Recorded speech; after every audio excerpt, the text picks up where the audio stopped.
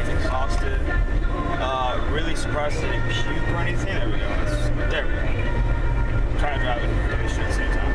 But yeah, so it's a week and a half away, man, from the fucking big comp. So it's definitely getting nerve-wracking, but feeling good mentally about the way I look. Physically, it sucks because I'm going real low carb these 2 weeks. With this Sunday at my uncle's party, I'm gonna go high on carbs, and then the night before the comp, I'm gonna go high on carbs, and then probably just before the competition, just have some protein and some salt water and maybe some fucking like gummy bears or some shit to get that fucking that glycogen to spike.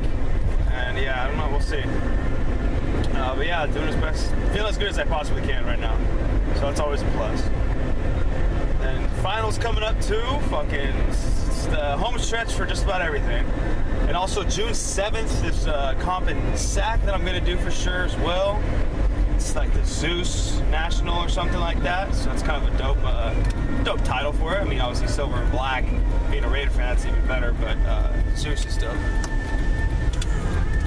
So yeah, legs. One of the things I've been priding myself on the growth and the improvement of since the last time I went on stage. Because of course the diet made me look like shit, but my legs looked horrible.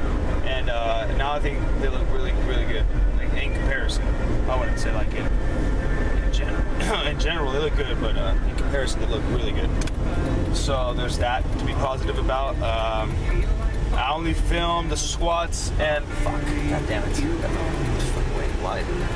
but yeah, I got the squats and hack squats on. The back didn't feel too good, and normally in the first thing when I do legs first thing in the morning, it tends to be tighter, obviously. So the weight wasn't too bad though. I feel like the higher reps on squats is hard on the back, but then when I get to the heavier stuff, it's not very heavy. But oh fuck, this guy's fucking flying down. Fucking baby boomer going like 80. Not surprised though. They're crazy. So yeah, what the fuck was I right now? Mr. Cooper. Yeah. Okay, so June 7th is good. So I gotta keep on track just for an extra month, lose some more weight. And then after that, we'll see, because the card expires in July. And if I want to pick up the extra tab for the rest of the year, it's like an additional 50 to keep it going. It's like or some shit. It's like half price to keep it going. But I want to bulk almost all of 2015, so that's probably gonna kick out the August 9th comp I wanted to do in Petaluma. That would have been a nice one because it's local, and because it's probably going to be the size of Windsor, I'd have a better chance of winning. But I don't fucking know. I don't really want to spend the money unless I get a good job and find a new place that's not too expensive.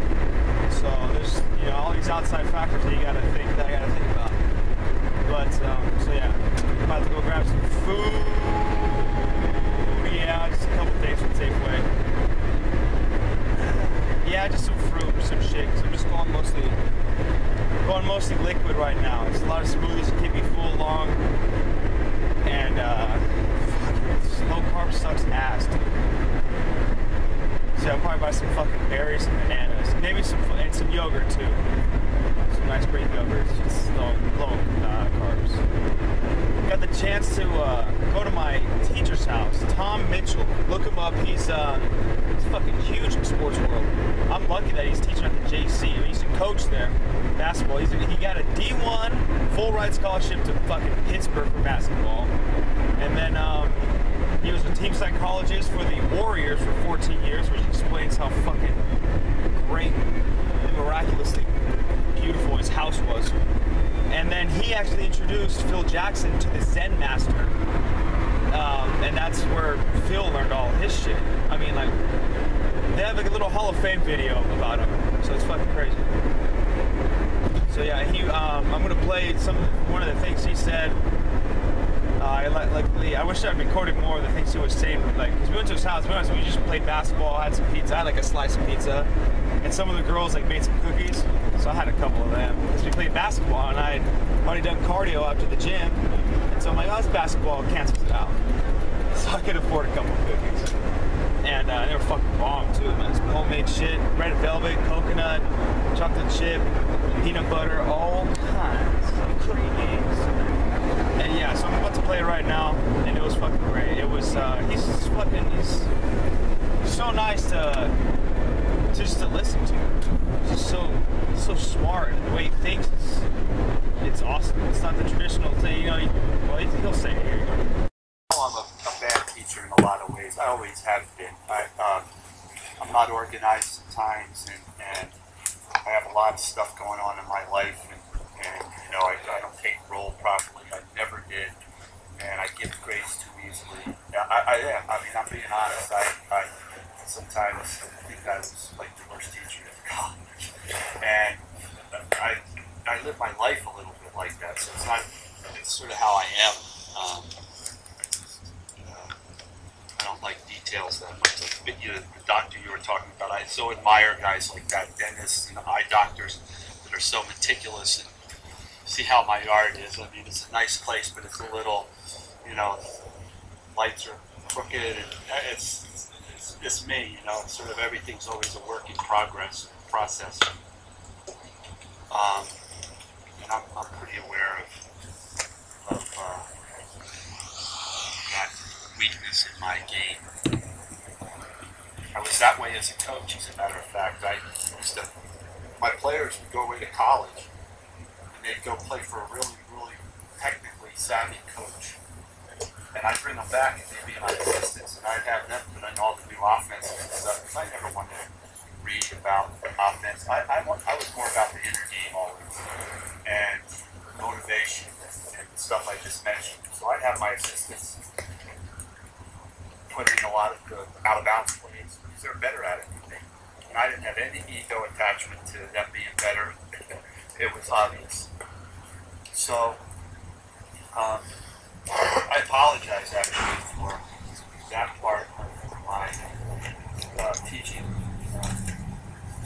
Now I'm 60, and I don't think if I teach until I'm 80 that I'll be much different. I'm not motivated to do it. I don't see the value in it. For me, I know it's important, but it hasn't really hurt me.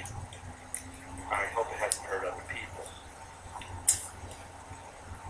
I don't want to make it seem like I'm so disorganized or anything. I'm not. I'm actually pretty organized. I just structure bothers me. My senior year, I went to quit college.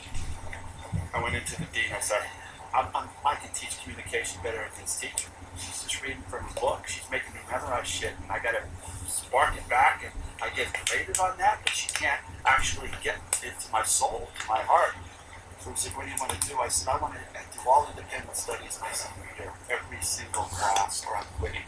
And I was a captain of my basketball team on full ride. So he granted me, and my senior year I did a whole year of independent studies, and I designed my own courses. So my communication course, I had to get 30 people like you. I got the president of, the student body. I found the campus prostitute. I found the person that was selling pot on campus. I found a born-again Christian. I got every diverse background. The guy from the inner city, and I got them all, and I had to interview them all, and I put them all in a room one night. No alcohol or drugs. It was on campus. And they all had to talk about what our conversation was. And I got 3 units of this interpersonal communication. And that started me on my journey of being a weirdo. and so that's how I teach,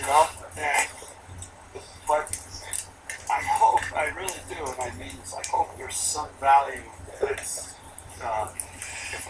not from me, at least from each other.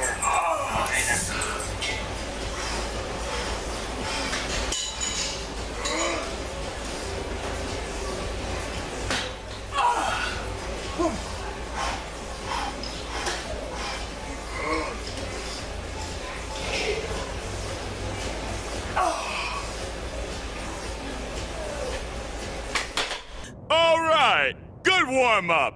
Now let's go! What? Oh, that raccoon. He's fucking crazy. So essentially what you see me doing here is Jim Stoppani's cardio acceleration. Do a little high knees and shit like that in between your sets. It actually really does help with your lifting. Helps the testosterone during the lift. Helps that fucking shit settle in. And see how on the squat you want to get nice and deep. It's easy as going up, down, up. And you really want to make sure you hit 90 degrees so you get all the way to the bottom. Bottom. Come on, squat death is nothing to joke about. Oh.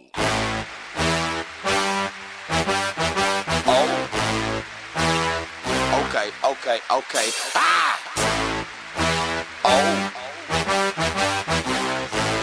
Hey, I'm trying to get crunk. C-R-U-E. Tell them how we gonna go. Tell them why they don't want to. Tell them why they better run. Stand up and get crunk. Stand up and get crunk. Ah! Here we come to get you. Okay. A little bit on here we come to get you. Okay, you better get here we come to get you. A little bit on crank is up. That's what we gonna do. Crank you up. Me and my brother, we came to get crunk. Won't stop. We keep on coming cause we won't quit. That's why we keep bringing hits. We drop in everything you pop in. From the yin yang twin begin to make your adrenaline pump right on through your skin and make that crump begin. They were playing a den, but we came on back cause we wanted to win. We jumped out like a jack in the box. I'm like an Eddie with a fat dude sack in my sock. Tell them how we gonna go. Tell them why they don't want to. Tell them why they better run. Stand up and get crunk.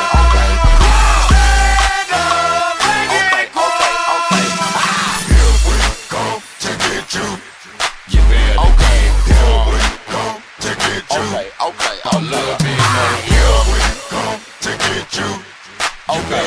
Here we come to get you. Okay. A little bit more. People all over the world jump. Everybody in the bleachers get drunk. Listen here, buddy, this ain't what you want. Blue 52, break, dump. D-Rock go left while I'm back at the can. When I'm done, you're gonna remember my name is H-O-M-E. Boy, look, I'm home, boy. Now that I'm up in my zone, boy. Pack up, I'm sending you home, boy. Take you up out of the dome, boy. If you didn't know, you should've known, boy. Should've thought about changing your tone, boy. Better not let us get you alone, boy. Crack heads like we made a stone, boy. When we come out, you better be gone, boy. Tell them how we gonna go. Tell them why they don't want to. Tell them why they better run.